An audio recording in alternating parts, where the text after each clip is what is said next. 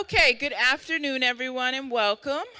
We are going to go ahead and get started with our annual faculty assembly meeting with Dr. Kesselman, who has lots and lots to tell us, so I don't need to stand here for very long. I'm going to let him go ahead and get started. He doesn't really need an introduction. You all know he's Mr. Stockton. So,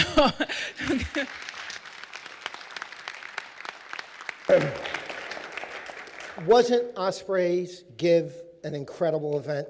Yeah, where's Nick Senna? Nick here? And all the folks. Thanks everyone for giving. It really, really does make a difference. I think in years, well, I don't want to upstage what I guess the folks wanted to say yesterday, but historically we did the alumni fundraising, which was a 3 to 4, maybe even 5 week kind of situation where you make calls.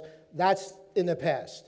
33 hours, they doubled the number of folks who gave and doubled the best year ever on that kind of fundraising. So terrific idea, Nick Senna, the folks at development, everyone in here who worked very, very diligently to make that happen. Again, another great round of applause. Folks in the back, we have seats. Unless you're trying to escape, and then I can understand being near the back. The fact that there's no podium here makes it pretty apparent I'm not going to speak from prepared notes. So I'm going to talk about some of the things that I think are happening here and statewide, if we have a little bit of time, because I have been able to get around a bit, maybe some of the things that are happening nationally. But I first wanted to talk to you a little bit about enrollment. And then we'll talk a little bit about enrollment and then some of the really exciting things that are happening here. And the reason why I wanted to start with enrollment, because I know that there was concern in the fall about, quote, the largest freshman class that we've ever had. But I want to say to keep this in the back of your mind as we go through this presentation, at least the beginning of it. Our budget, the budget that has been very, very transparently produced, put forth, is in all of our materials, is presented to ultimately the legislature and the governor, has been for the last 7 years based on 2% overall enrollment growth per year. 2% overall enrollment growth per year. That's what it's based on as part of the escalating costs associated with higher education, et cetera, et cetera, et cetera. Put that in the back of your mind when I go through pictures and some slides so you have an understanding of how that plays out and why we had to adjust some of the things that we have done in the past this particular year. With that in mind, this was the freshman class that it's here, great, so I don't have to jump back and forth. The freshman class that we had such a large increase. But enrollment management is not just about the first-time freshman class in the fall term. We have transfer students in the fall term. We have graduate students in the fall term. We have transfer students in the spring term. And we have retention. All of those different attributes will determine, over the course of a year, our enrollment. Spring is critical to us meeting budgetary demands. And transfers are critical to us meeting budgetary demands. I want you to, again, remember, 2% overall enrollment growth each and every year for the last 6 or 7 years is what our budget has been predicated upon. What have we seen? New students goal. Actual is in blue, goal is in yellow. New students for the fall, total, which means, what did I say? Freshmen, transfers, and graduate students. You will see fall 2013, overall, down 2%. New students, up 1 in 14, down 1 in 15, down 3 in 16, and then the big hike to address the shortfall this fall. Now, this is what's frightening. And this is what's happened through a combination of universities expanding in this area, meaning setting up shop at Atlantic Cape or setting up shop at Ocean County College or offering degree programs next door in transfer students. That's the spring. Goal is yellow. Blue is actual. We did not hit our targets for those consecutive years by large numbers. Spring counts. That's this term. We work the whole year. We get paid the whole year, and we enroll students the entire year. And we can't ignore the spring term. It's critically important to the vitality of this institution. So, what have we seen? 11% decrease in 2014, 6% in 15, 5% in 16, 5% in 17, and then 8% this term. Off the goal. That's important. That puts us behind overall. So what did we do? Again, we adjusted in the fall term. So if we looked at the total new students now for the year, fall and spring, to see whether we hit our 2% goal, you'll see 4%. The year that we had the 1% upclick in freshmen, you'll see 0%, off 2, off 3. And this year, you see we jumped. Overall, between fall and spring, freshman transferred graduate students, 9%. Now, what does that do overall? That gets us caught back up. You will see in 13-14, we were down 1%. Now, start adding up the difference. If the goal was 8,280 and we enrolled 8,159, you can see the difference is, what, 121, 131, something. And continue to see that. Each year, we missed the target of our annualized, not our fall freshman class, our annualized enrollment. And that translates into millions of dollars over time, which is why we had to dip into the investment fund to help ensure that our budget was balanced. This year, after the robust year that we had, you see we finally got caught up to where we should be. Whereas we're at 8,993 versus 8,962, that's where we're supposed to be. And this will be the first year, and the board does not know this, so they're going to hear, oh, by the way, 2 of our board members are right here.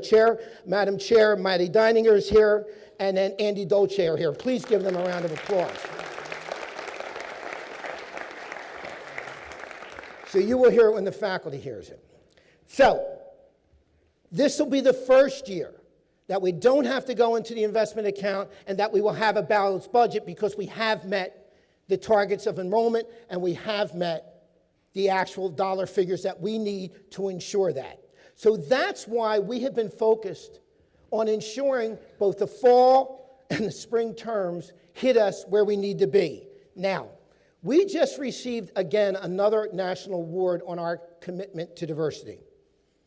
And we take great pride in that. Great pride in that. But we still have to do more. This is what we all worked on for 2 years. We all worked on this statement, which talks about multiculturalism, an environment for excellence, a diverse student body, underrepresented populations.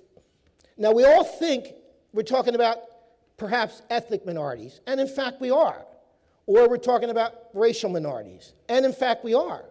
But we have underrepresented populations beyond that. For example, I think 9.8% or 10% of the students enrolled at Stockton this past fall and this past spring for undergraduates were 26 and above 25. That's it. 75% were full-time, 25 or 26%, 74, 75, 25, that were part-time. Whereas our traditional students, 90-some percent, 94, 95, are full-time. Now, we have barriers to access for adult learners. That is the only growing population in New Jersey. That is an incredible market for us to explore and look at what are the barriers to access as we do in controlled growth. If we need to continue at this pace of 2%, which is what we do, we need to have a controlled incremental growth. We can't not meet targets and then jump in 1 year to cause a kind of fear, even though we added, Laurie, responded immediately to requests to add lines, particularly in the first program and other areas, to ensure or do the best we could to get people here to offer the courses we needed. And we didn't get a lot of noise overall about courses. But we have to look at all of our practices. And we can't just be, we have to be vigilant about all of the practices that we have here to ensure, as we expand in other markets, that we are not creating artificial barriers ourselves. So we have to look at every aspect of what we do in our recruitment, retention efforts to say, these are the kinds of steps we can take to ensure we afford access. I'm confident if they get here, they're going to do well here because of you. Because you do care, you do make a difference, you do give the time, you do give the energy, you do give the support that the students need in order to succeed. But we have an obligation to this state and this new governor. Let me be very clear, and I've had the opportunity, and I respect him immensely, to meet him, on several occasions. Some with large groups, some with very, very intimate groups, to get to know how he looks at this. He is a huge, huge proponent of community college. You'll just see he just announced his new Secretary of Higher Education literally at 11. His office called the first-time governor to let us know he was going to make this announcement. She is a proponent, a strong Obama administration official, former Obama administration official, strong proponent free community college. So rest assured, that's going to be on the agenda. That has an impact on us, but that will be on the agenda. We cannot afford not to have transfer students. I say that we can no longer survive just on first-time, full-time freshmen. Every increase, 1% increase in retention takes a heck of a lot of pressure off. So our efforts in retention, in recruiting transfers, and maybe we have to look at recruiting part-time, adult students again, the kinds of things that we once did to provide opportunity in the different areas that we are responsible for providing education. Make no mistake about this. This governor has nothing but respect for Stockton. He is a fan of this institution, but he believes this institution is one of the important cogs in ensuring, or at least doing everything it can to lessen out migration. This governor is serious about that we're losing too much talent out of state each and every year, and we've got to do things to right that ship. So I wanted to put that out there.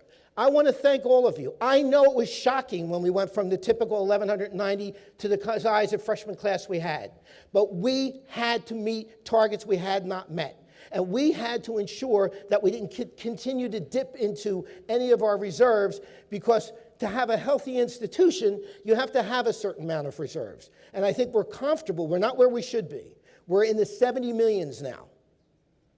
It was 100 million before. Now that's pre-Showboat and pre-this and pre-that. But remember, we were hold on Showboat. This is because we've had to dip into it. We haven't been able to put money back in. This will be the first year we will not dip into it. And that's a huge win. But we've got to continue to be vigilant. We've got to continue to think about what are the things that we do that turn people off who might want to come here. And that's the kinds of things we need to talk about. Other institutions are doing them. And we can no longer live with our head in the sand and pretend that's not happening. It is happening all around us. And we need to do everything we can to help stem that out migration and to ensure that our enrollment management efforts are healthy at Stockton. This should be a reality check. Now, these may be off 3 or 4. I know Kara put out numbers today and everything associated, but look at what Rowan has done. I'm not talking about quality here. And you're smiling, I am too. But they went from, we were all mostly around where we are now, in the 60s, 50s, 60s, and even that's larger. Jersey City has 4,000 students smaller than us. But if you go across the map, you can begin to get a flavor of how much these other institutions, whether they're concentrations, whether they're offshoots of other programs and certificates, I don't know all of it. You can look it up. Truthfully, you can look it up. But the truth of the matter is, we can't get into contentious arguments among one another when academic programs and faculty in those academic programs are putting forth proposals that may have not missed a step. We've got to work together to say, how can we begin to offer the kinds of experiences that can attract students who we are currently maybe not attracting. So we got to work as a team with one another so that it's in a collegial, positive, supportive manner when programs are put forth. Not all programs are going to get approved, and they shouldn't. But it's the manner in which we say yes or no. It's the way in which we offer help to one another that will make the difference. And out of that comes a very good process. I put this up because this kind of growth, that's 40 miles from us. And whether we laugh here, whether we say, well, it doesn't mean anything, it means something. Because there's thousands of students that could have at least applied here that have not even thought about that because they have in their minds more choices. I'm not saying they really do. In their minds they do. And that does matter. Perception matters. All right, reality. This is where we were in 2008. We received direct, this is just like a grant to the institution from the state, $25 million.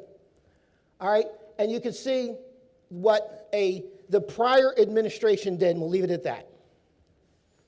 And I'm not saying I can say this, although that happened, he put no shackles on tuition. So he believed you have the ability to tax. I'm not going to. Now, this is not unique. I want everyone here to understand that. This is the same across the board. If you looked at TCNJ's number, even though they started higher, okay, they have the same slope, the same cut. It's about 25 to 28%, pretty much. That's a lot. But to put this in perspective, $18 million in a grant that we get from the state. That's not a lot of, we support tuition, we support scholarships, institutional scholarships in the amount of $13 million. So that's $13 million of the $18 million, most of which now is going towards financial aid, less merit and more need-based than we've had in the past. We've slowly done that as a result of a retreat the board and I had in 2 years ago to begin to move the influence of that so that we could attract more students from less advantaged backgrounds. So that's what it looks like. Our operating budget, 10% now, we get from the state. That means 90% of it we have to generate through tuition, fees, all the different ways that we have to generate it. That's a heavy lift, But here's what it looks like. This will be an argument you hear me make throughout New Jersey, and I'll make it today. This is about equity. If you look at us, we hear from politicians and governors and things like that, we don't believe in, we want to stem out migration. But there is a disincentive to grow. And I had an ample opportunity to meet, as I said, with the governor and his staff to talk about this disincentive. He gets it.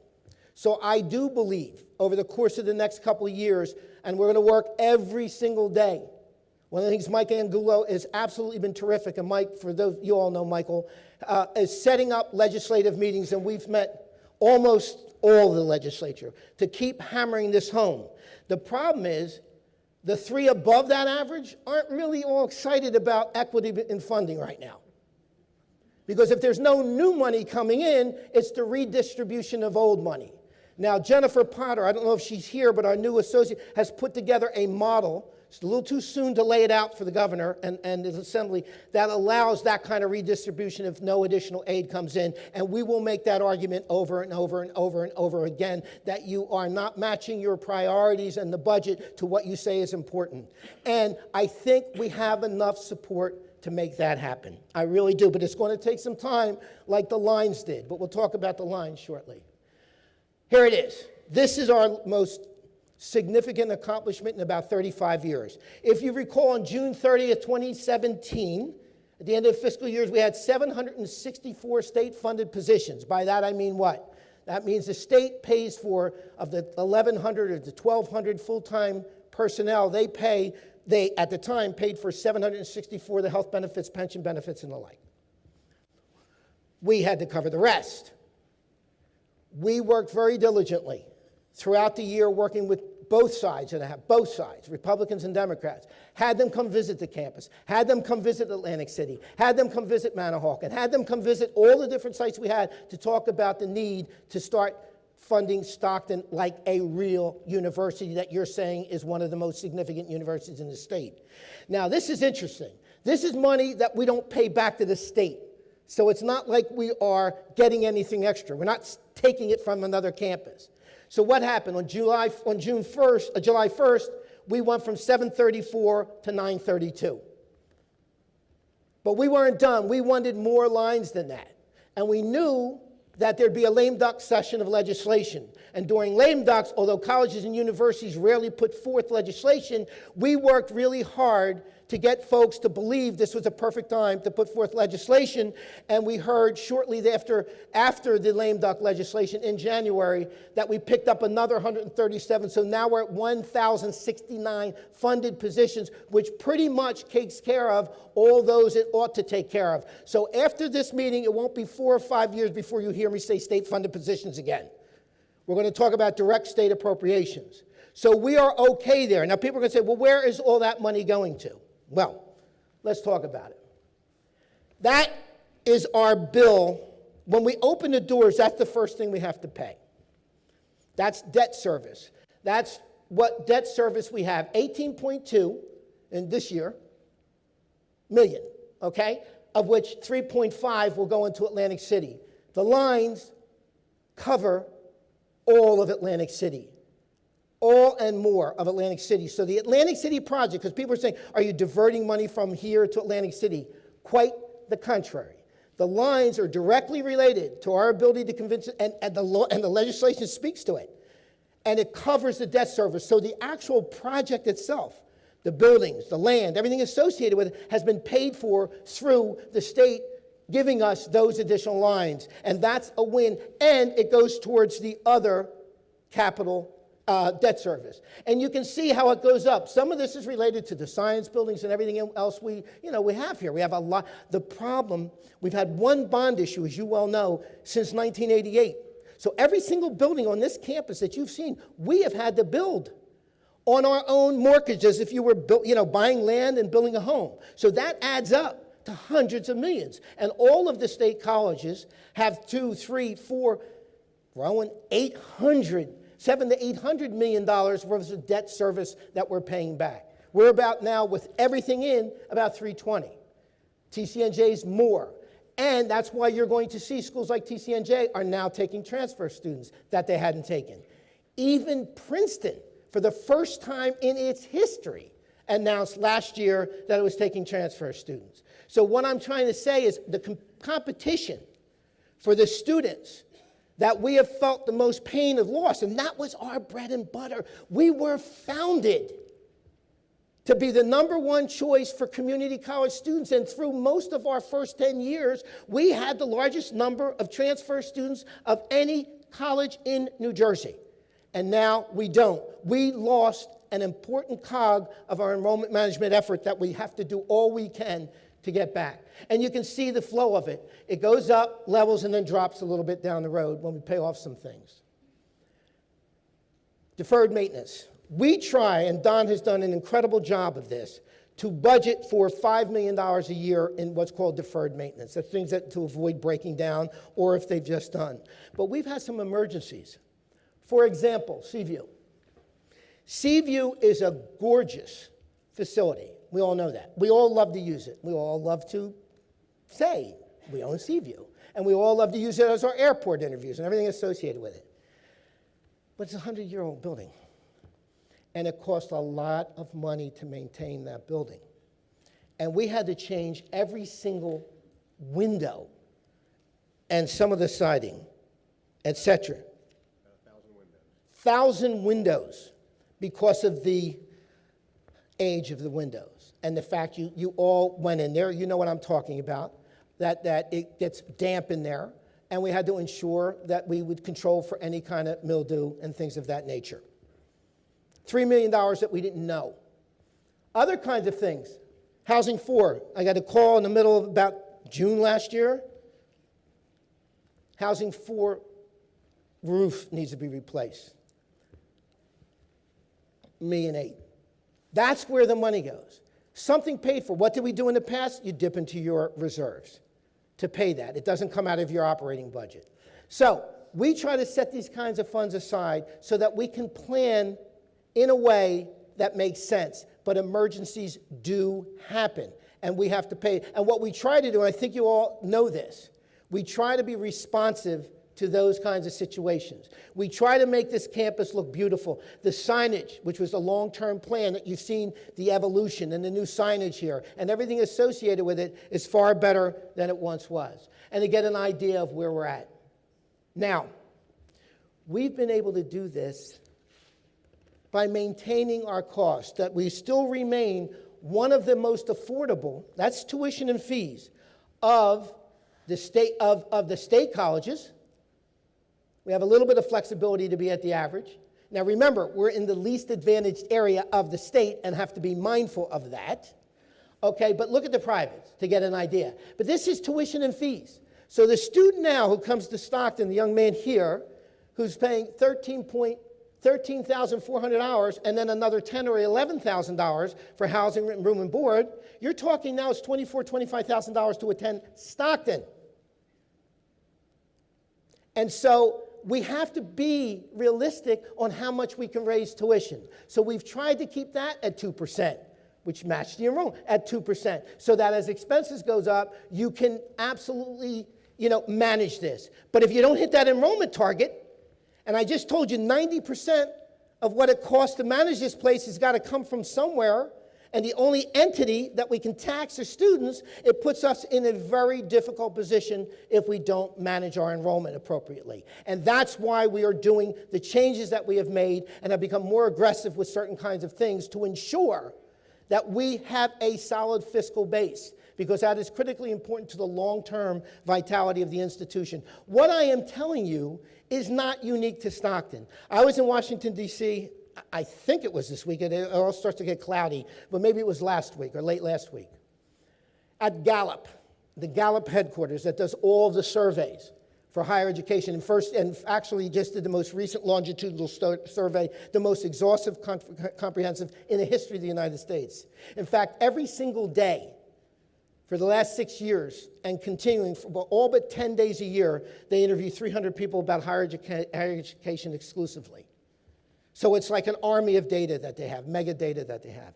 We are considered in pretty good shape if you want to know about the state of higher education, which has now become everyone's whipping post, as we all know. There has been a loss in confidence in what we do. There ought not be. There ought not be. We're doing great things. We still are the envy of the rest of the world, but I don't know for how long. With immigration laws tightening up and colleges and universities being built in China and India and other countries where students who used to come to the United States may not be anymore, we need to be mindful of everything that we do and how we can ensure that we're able to attract students from all backgrounds. We will be attracting, we will be recruiting out of state pretty aggressively for the first time. We have a name recognition campus in Atlantic City. As much as I love this campus and you love this campus, and we do, all right, there's more name recognition. That is attractive for at least getting people down here. And then how we shift them around will be another issue. But we've got to get more people. We've got to expand the pool. Because remember, up until just recent years, the vast majority of our students were from the southernmost 6 or 7 counties, and particularly Ocean and Atlantic. Now, tag, issue number 2, which really affects us. I'm not going to quiz you on this. This is the tag table. We are the only state, and I did have a chance to talk about this, that the money does not follow the student. The grant money, like Pell Grant. If you're a certain need-based, you get a $4,000 grant, you can take it anywhere you want. Scholarship, you get a $3,000 scholarship, you can take it anywhere you want. But the New Jersey's tuition aid grant program is based on the sector of higher education that you attend. So, why did Montclair want to become a Research 1?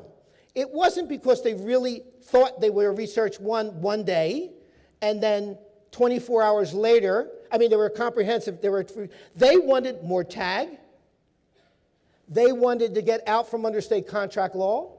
They wanted other kinds of things that hampered their ability to be economically feasible.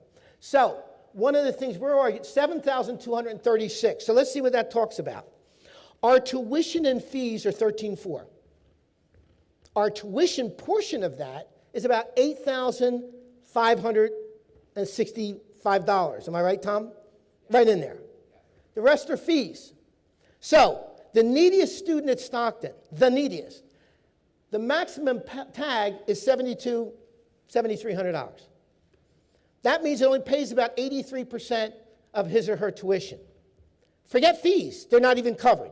So what happens? They wind up taking loans. They take loans, they become indebted.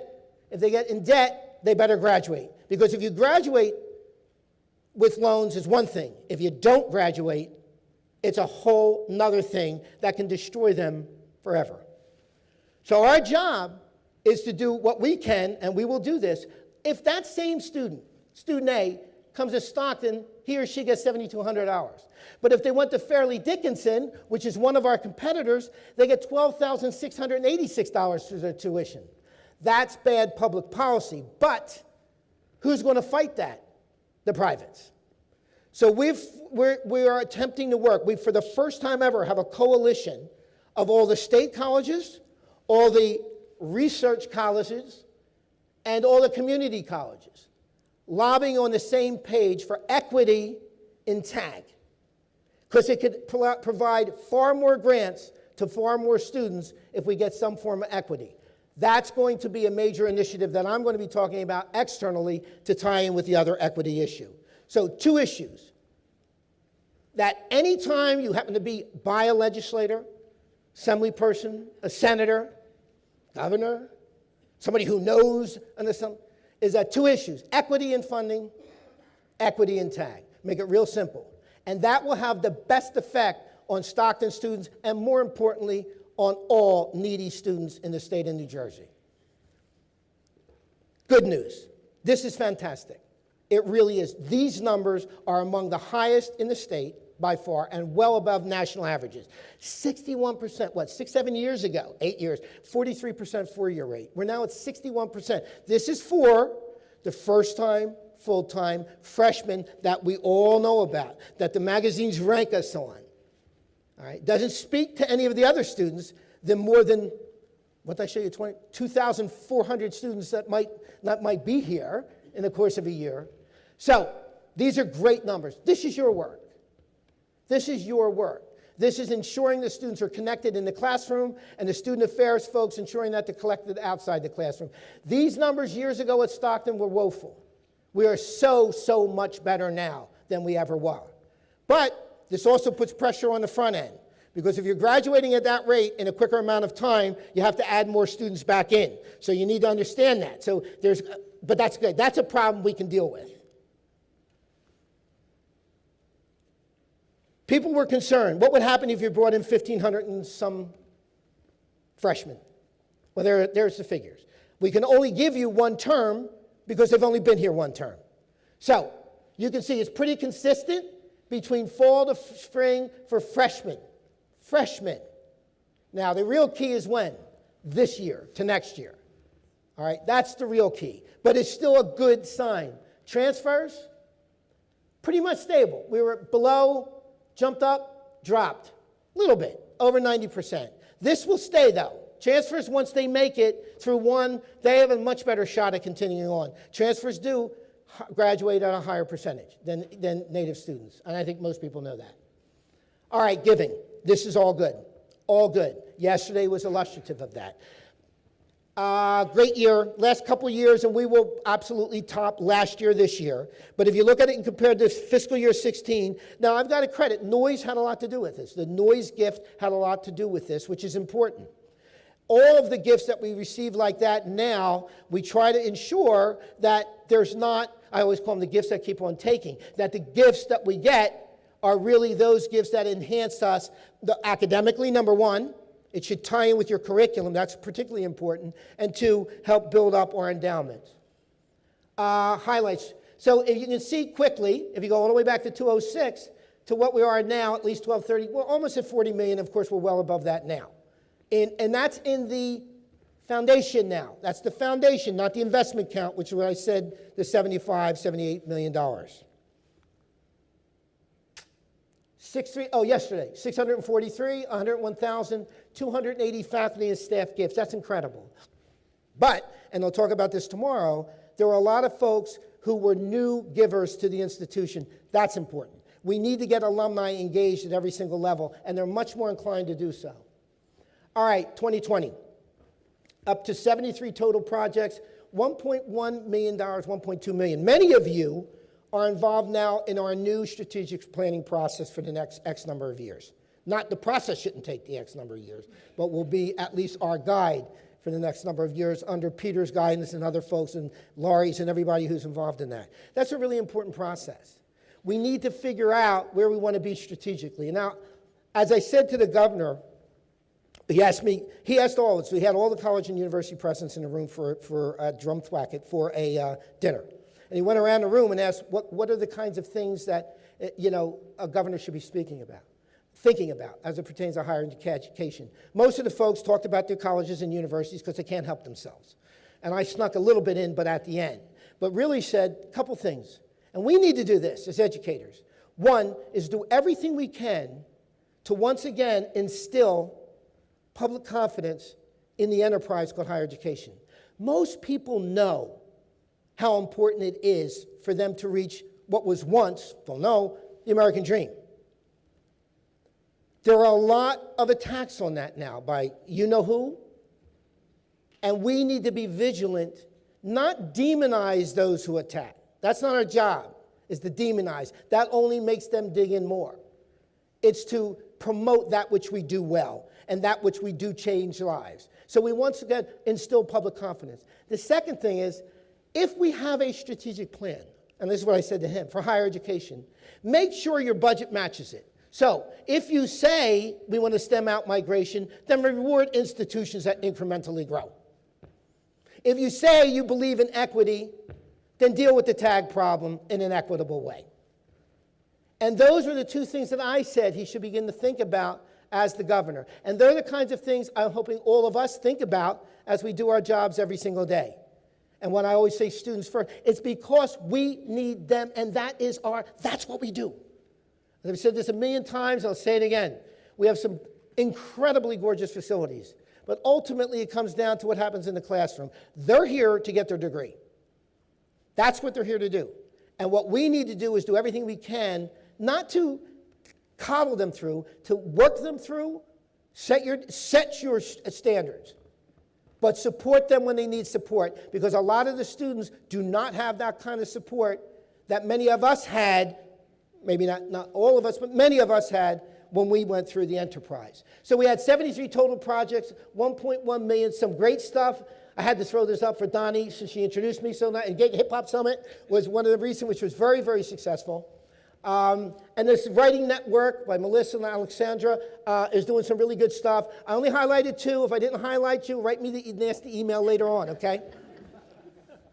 But you all are doing great work. There's 70-some projects that you folks have done that tied into what we said are 2020. Many of them now are infused within the curriculum and infused with the way we do business, and that really is a good thing.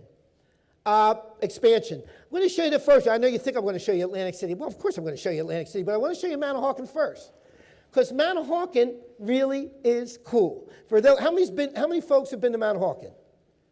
All right, more of you got to go there. You know where it is, right? It's north on the Parkway, not south. All right, north on the Parkway. So you go north, get off at exit 72, all right, go on Bay Avenue, which is an avenue that some great pubs along there too. That's the avenue that runs parallel, okay, to Bay Avenue 72, and on there is the Manahawkin. We've just expanded it thanks to gifts. Where's Susan? Susan getting gifts from Atlantic Care, and they sat in the front. I keep looking for the staff, and they're right here. Okay. Hi. That's the cabinet, by the way. They're really good. And I'm going to introduce some new faces here. They help provide the funding for this, both Rothman and Atlanticare. So basically, that expansion was done as a result of donations. And some great things are happening there, as you can see. Lisa just smiling and raising her hand. Great things. By the way, our DSN, doctorate in nursing, was approved at the state level. So that's our third doctorate. Congratulations to the health sciences faculty on that. Looks really nice. Manahawkin has a lot of potential. That's a high-growth area of that county. Although we've been hurt with Ocean County, with Kane College putting a building on there. All right, this is what's happening as we speak. This is incredible. CO, did we get it for either building? TCO for the Health Science Center came in last week. TCO for the Health Science Center, and as you well know, we are going to finish the 3rd floor of the Health Science Center. Okay, so that's important. So that's looking really, really nice. And today, could you imagine a day like today, if that's complete, what that quad would look like with students in it? It's going to be pretty nice. It's going to be very, very nice. Gateway. This is going up at record pace. How many folks have been at the Gateway project? Okay, a lot more. Good. You got to see it. Literally, every day it changes. That's what it looked like about 15 months ago, right? 15? All right. And that was our design. It's always nice to say, did it turn out with what you said it would look like? There it is. How old are the pictures? That's when it was snowing. Okay, so it's a week old, right? Or it was yesterday. When did it snow? All right, that's a beautiful picture of it to get a sense. For those who don't know, that's the residential area, the parking garage. This is South Jersey Industries, and this is the academic complex looking over the park. This will be one of our parking lots. Initially, that's what's called, you've heard us say, Lot 21. That could eventually be part of our campus if all things turn out well. That's what the academic building was supposed to look like, and that's what it looks like now. A lot of glass, very Stockton. That is the residence halls, and that's what it looks like. There's the parking garage with South Jersey Industries. That's the ocean view, of course. Oh, look at that. Didn't I do bad? All right. And that's what it looks like. The boards go down, and that's glass. That's a view from one of the residences, floors. Pretty nice. And if you go there, and then here's the program review. I'm going to open this up for questions in a minute. Yeah, I gave you enough time. But I want to introduce some folks who are new to you. Chris Ketching, our new VP, Dr. Chris Ketching, please stand up, VP for Student Affairs. Might have seen him yesterday. He was all over the place. Dan Nugent, our new executive director of the foundation. Where's Mike? And you guys know him, but I want him to stand. Mike Klein, the new interim executive director of the Youth Center. Everyone else is new. So that concludes my formal presentation. I'm open for any questions that you may have. Oh, this was great. So I can go? Oh, I win the quarter. I want you to know that. Nobody would take that back. Go ahead, Betty. What? Oh, I saw a distressing email yesterday, the day before, about legislation. It's making its way through this New Jersey legislature, the 3+1. No. Thank you. Could you say anything about that? Oh, I could say a lot of things, but I don't want to be on the air saying all these things. All right, here's to give you a nutshell what the 3+1 is, and I think you know, and you can thank Laurie, who's been a pretty. I have to be careful what I say if this is being videotaped seriously, and a strong advocate of against what I call mission creep. Here's what, and these are required things, by the way. What you saw 8 or 9 or 10 pieces of legislation sponsored by Senator Sweeney, who is a friend. He's a friend of Stockton, and he's actually a friend personally. I don't agree with all the legislation, I'll be perfectly honest with you, and he knows that. But there is some, here's the situation. The 3+1 works like this. The first 2 years, a student goes to the community college. The third year, they take, after receiving the associate degree, they take community college courses, okay, that are all transferable, obviously, to Rowan, and they pay community college prices. The fourth year, they matriculate to Rowan. I'm saying Rowan because it's the only school that it really applied. None of us have done it. The fourth year, they pay, quote, normal 4-year prices, and they get their degree.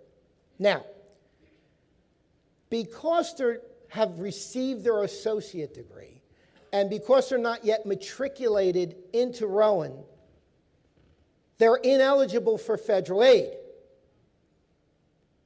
So there's a companion bill to allow students to be eligible. If community college is free, it becomes a moot point. And so I think it circumvents a lot of different things, but it will, in all likelihood, pass. Now, I know of no other college, and it requires the 4-year college to initiate it, not the 2-year. I know of no other college or university in New Jersey that's willing to offer the 3+1. However, there will be tremendous pressure from parents and others to say, wait a minute, we get 2 years free of community college. We can take advantage of this kind of program. What are the other colleges and universities doing? That's why we need to pay attention to it. There's another bill, and I'll preempt your question, about 120 credit requirement, as you all know. We were successful, thanks in large measure to Michael's work, dealing with these two Michaels, actually, Mike and Michael, in getting that piece of legislation to have a caveat in it that there's an appeal mechanism for institutions with non-traditional credit systems. I argue ours is the traditional, and they're all non-traditional because all the schools way back when had our kind of system. So we'll be able, I think, to get around that one through an appeal process with the new Secretary of Higher Education, should that particular piece of legislation be passed. There's a half a dozen other pieces. Another thing I'm going to encourage you to do, if again, you're in a grocery store, restaurant, legislature, P3 legislation, it's good. Public-private partnerships. Or I can say, I don't have the time to explain it all, but it is really good for the state colleges and universities. It allows us to build using other people's money, so to speak, not banks. P3 legislation. All right, so did I answer your question? Do I think it'll pass? Yes. Yep. Do I think Murphy will have no reason to veto it? We have a question from some of our online participants. Oh, hi. Hi. It's not the Atlantic City Press, is it? This question comes from Deb Feigert. Oh, hi, Deb. Go ahead. How can we be a public university if only 10% of our budget is coming from the state? Doesn't this make us state-supported and not a public university? I would argue it makes it. We've gone through this before. We were a state college, Deb. Then we were state-supported, state-assisted. Now I would argue we're state-abused. So, yeah. And so here's why. Let's not lose the lines now. The lines have a value to them. That's larger than our direct appropriation now. The lines are, remember, here's what is calculated. Here's what a line's worth. 52% of your salary. That's what it's calculated as when you talk about your health care, dental care, vision care, pension, and the like. So if you have a $100,000 salary, $52,000 is the value of that state-funded position. It's real money. So when you multiply that out and you see what our appropriation, now it goes down a little bit depending upon what your wages are. All right? So, but it's worth a lot of money to us. So I would argue that we're still state-assisted, not quite abused. But I don't want in any way suggest that we're not. Yes, sir. Jace. I think we have an issue with procurement. It makes purchasing things for research difficult. Okay. Right. A lot of you have heard about the microscope, but I don't think I told you guys that the vendor almost pulled out of that deal because we put them through the ringer. Right. And several vendors have complained to me. So I would hope that we could maybe streamline purchasing. Well, that's a great question. I've heard it before. Let me answer it two ways. One, and Michael and Jennifer here, procurement is an issue at the state colleges and universities, not just here. All right, that's what I remember. One of the first things I said about P3s and state contract law. State contract law is what causes some, not all of it, but a significant portion of the problem of what we have to do to get vendors, get them approved, and everything associated with it. One of the things that Montclair did, Rowan did, okay, really, I cannot overstate how much getting out from under state procurement law was the real reason why they made the moves they made, okay, was to get out from under that kind of bureaucracy. Now, I do encourage you, Jace, and all of you, in a civil way, when you deal with those problems. Okay, you've got Michael here. Jennifer, you are here. I do see you. Jennifer, I want you all to meet her. Jennifer Potter, stand up. She's a new associate fee. She just started. She has done we have better data on money as a result of her being here for 5 months than we've ever, well, it's longer than that now, okay, than we've ever had. So I feel really confident. She's begun to oversee that whole area, and I am certain that she is certainly mindful of procurement. Anyone want to deal with, without being too bureaucratic, some of the things that we're trying to do to help ameliorate it without putting too much of a burden on you to respond to that? Either Michael, you, or Jennifer? And I know Maggie Quinn's here too, who can answer it. Anybody want to say something? They probably don't really want to say something. Go ahead. I wouldn't want to say something. Good afternoon. Yeah, so in conjunction with legal, we have been doing as best as we can to expedite the procurement process. We are constrained because under our public function, we are subject to state contracting guidelines. And I'm sure if we're dealing with an out-of-state vendor, some of the requirements that are unique to being an in-state provider are difficult for out-of-state, let alone international vendors that we deal with. So this is an ongoing struggle with us, but you know, I'm glad to hear that the RFP and the contract for the microscope went forward. I'm sorry that we got to the point where we potentially could have lost them, but the bottom line is we do everything we can within the constraints of our public contracting guidelines to get you to that point. And, you know, just continue working with us. Maggie Quinn, our director of our procurement office, of course, general counsel's office, I'm always available.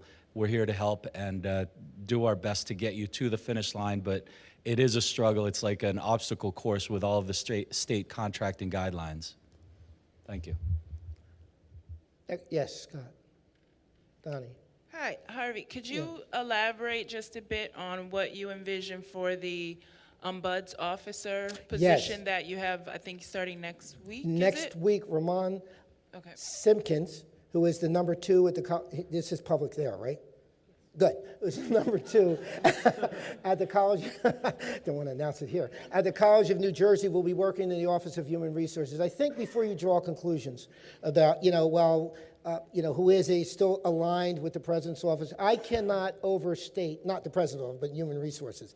I cannot overstate how much discussion about that position, the legal's laughing, and I think Roger and the union might confirm this, how much discussion we had on what is the best model for this kind of position. And there is no perfect model, because we have to be careful to ensure that the individual, and we've hired somebody who is expert in contracts, CWA, not just IFTI, AFT, and the like, so that they know when they've broached that area. Plus, depending upon the severity of what an allegation is, and you see, some things cannot be kept confidential. You just need to understand that. And so we have someone, we are comfortable and confident, give this person a chance. If it doesn't work out, come to my office, say you're an idiot, you made a mistake. I'm a big boy, I can handle it.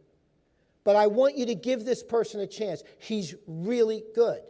Tom and his staff have done a lot more proactive stuff. But there's a lot of things out there now, as we all know about. But I think it's really important that you use that office. Listen, I can tell you this. Val will confirm this. Ellen will confirm this. Brian, Michael, Susan, and the like. You don't have to worry about me knowing. Can I tell you something? I have enough to do. I don't want to know about every issue, okay? I really don't, because I want to be able to say, I have no idea, okay? So, they're laughing. So, you don't have to worry about it going beyond when you're dealing with an issue that is really, really important to you that you want to get out. But we've got to resolve some of this stuff outside, not outside of the collective bargaining agreement, but outside, particularly, I'm going to be honest, particularly some of the inter-program warfare. And you know what I'm talking about. I know what I'm talking about. All right? That stuff we've got to get out in front of.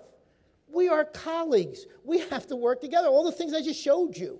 And there are always going to be personality differences. I mean, these guys must think I'm completely out of it. So there always is going to be that. But we've got to be willing to have a sounding board, which I think you'll find that he is, okay? And because we're thrilled to have him. And it's outside of Title IX. It's outside of legal. It's outside of collective bargaining. And and let it be resolved. So that person will be on tomorrow. I was hoping he could be here today because I wanted you to meet him. But he will be at the board meeting. Do I have it right, Susan? Tomorrow he will be on campus. And Tom's saying yes, and Christy is saying yes. He's right there. So I think it's really important. You know, we gave this a lot of thought.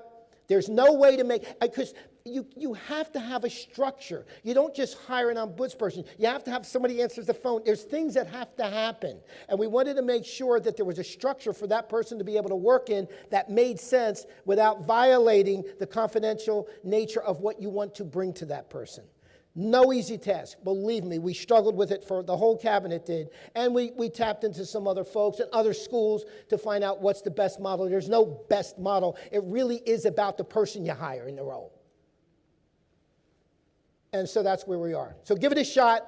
Give it a shout out after you've used him when he, or if you hear good things about it, okay? Or not so good things. Thanks for bringing it up, Donnie. And that was a climate survey. Why did we do this? Because we did listen to the climate survey. That's important to understand. We actually do listen. Sometimes we actually implement after listening too. And in this particular case, we really did do that because it's important to us to hear the voices that are out there. We have a place that we're proud that people feel, I want you to feel comfortable about bringing up issues that are important. I really do. Doesn't mean we're not going to have lively, civil debate, but I want you to feel comfortable about doing this. So does every single person in the cabinet. Just like you brought up procurement, you didn't hear defense, we're going to do better.